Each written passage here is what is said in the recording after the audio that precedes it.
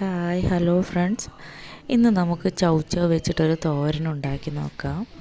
ആദ്യമൊക്കെ പച്ചക്കറി വാങ്ങിക്കുമ്പോൾ ഇത് വാങ്ങിച്ചാൽ ഇതെന്ത് ചെയ്യണം എന്നൊരു ഐഡിയ ഉണ്ടായിരുന്നില്ല.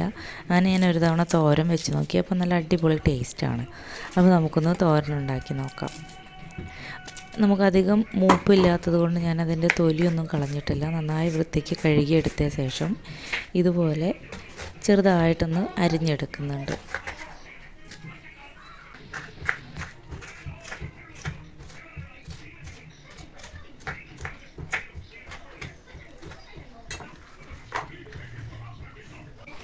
ഇതുപോലെ രണ്ട് സൈഡിലേക്കായിട്ട് ഇങ്ങനെ വരിഞ്ഞ് കട്ട് ചെയ്താൽ നമുക്കത് അരിഞ്ഞെടുക്കാൻ വളരെ പെട്ടെന്ന് കഴിയും.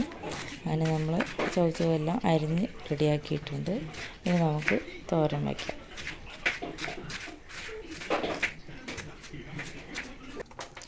ചൂടായ ചട്ടിയിലേക്ക് നമുക്ക് വെളിച്ചെണ്ണ ഒഴിച്ച് കൊടുക്കാം. അതിലേക്ക് കടുകിട്ട് പൊട്ടിച്ച ശേഷം കറിവേപ്പില കൂടെ ചേർക്കാം. ഇനി ഞാനൊരു സവാള മുഴുവനായിട്ട് ഇതുപോലെ ചെറുതായിട്ട് അരിഞ്ഞത് ചേർത്തിട്ടുണ്ട്. ഇനി അതിൽ പാകത്തിന് ഉപ്പും മഞ്ഞൾപ്പൊടിയും കൂടെ ചേർത്തിട്ട് നന്നായിട്ടൊന്ന് വഴറ്റിയെടുക്കാം.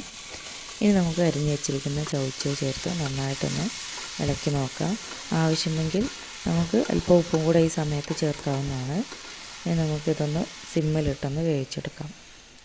ഈ സമയം നമുക്കിതിലേക്കായിട്ടുള്ള ഒരു അരപ്പ് റെഡിയാക്കാനുണ്ട്. തേങ്ങയുടെ കൂടെ വെളുത്തുള്ളിയും പച്ചമുളകും നമുക്ക് നന്നായിട്ടൊന്ന് ചതച്ചെടുക്കാം. ഇത് നമുക്ക് തോരനിലേക്ക് ചേർത്ത് കൊടുക്കാം.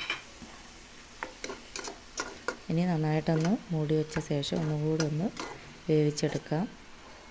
അപ്പോൾ നമ്മുടെ തേങ്ങയുടെ കൂട്ട് തോരൻ്റെ എല്ലാ ഭാഗത്തേക്ക് എത്തുന്ന രീതിയിൽ ഇതുപോലെ ഒന്ന് ഇളക്കി യോജിപ്പിച്ച് കൊടുക്കണം.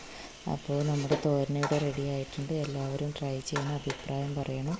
Okay, thank you.